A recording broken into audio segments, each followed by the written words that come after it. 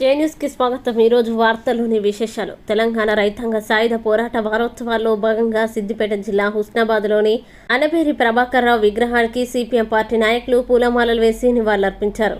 భూమి కోసం, భుక్తి కోసం, తెలంగాణ విముక్తి కోసం ఆనాడు నిజాం రజాకార్లకు వ్యతిరేకంగా పోరాటం చేసి అమరులైన అమరవీరుల త్యాగాలు వెలకట్టలేనివని సిపిఎం నాయకులు అన్నారు।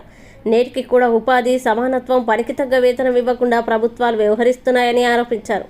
ఆనాటి పోరాటాన్ని కులాల మధ్య ఆధిపత్య పోరాటంగా పేర్కొంటూ కొంతమంది తప్పుదోవ పట్టించే ప్రయత్నం చేస్తున్నారని, ఆయన చరిత్రను ఎవరూ మార్చలేరన్న విషయాన్ని వారు గ్రహించాలన్నారు। తెలంగాణ సాయుధ పోరాటాన్ని స్ఫూర్తిగా తీసుకొని అమరుల ఆశయాలను భావితరాలకు అందించాలన్నారు।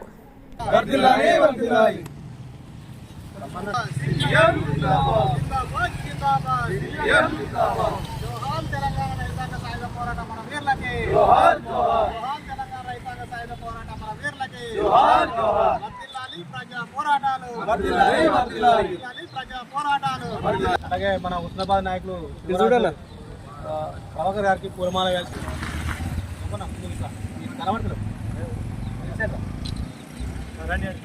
ఫోటో వస్తుందా? ప్రభాకర్ ఓపెన్ వస్తుందా?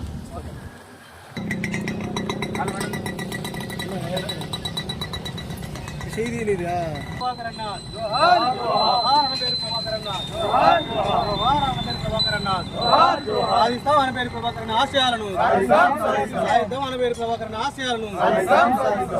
తెలంగాణ ముత్తవీరుల ఆశయాలను, వీర తెలంగాణ రైతాంగ సాయుధ పోరాట అమరవీరుల ఆశయాలను, వీర తెలంగాణ రైతాంగ సాయుధ పోరాట అమరవీరుల ఆశయాలను జిందాబాద్ జిందాబాద్ సిపిఎం జిందాబాద్ జిందాబాద్ జిందాబాద్ సిపిఎం జిందాబాద్।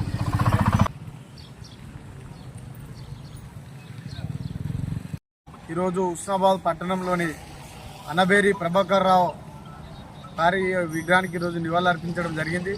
ఆనాడు తెలంగాణ రైతాంగ సాయుధ పోరాటంలో అసలు బాసినటువంటి ఈ ప్రాంతానికి ఇక్కడ నాయకత్వం వహించి ఈ తెలంగాణ ప్రాంతంలో ఆ రోజు తెలంగాణ విముక్తి కోసం ఆనాటి ప్రజలకు భూమి విముక్తి కొరకు ఆ రోజు పోరాటాలు జరిగినటువంటి సందర్భాలు ఉన్నాయి।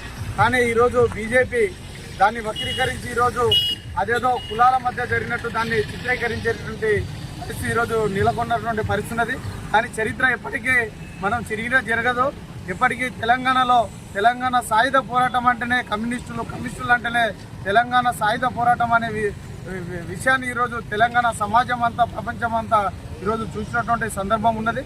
కాబట్టి ఇప్పటికైనా బీజేపీ వాళ్ళు బుద్ధి మానుకొని ఈరోజు తెలంగాణ రైతాంగ సాయుధ పోరాట చరిత్రను ఈరోజు వేరే రకంగా చిత్రీకరించేటువంటి బుద్ధిని మానుకోవాలని చెప్పేసి ఈ సందర్భంగా హెచ్చరిస్తాం।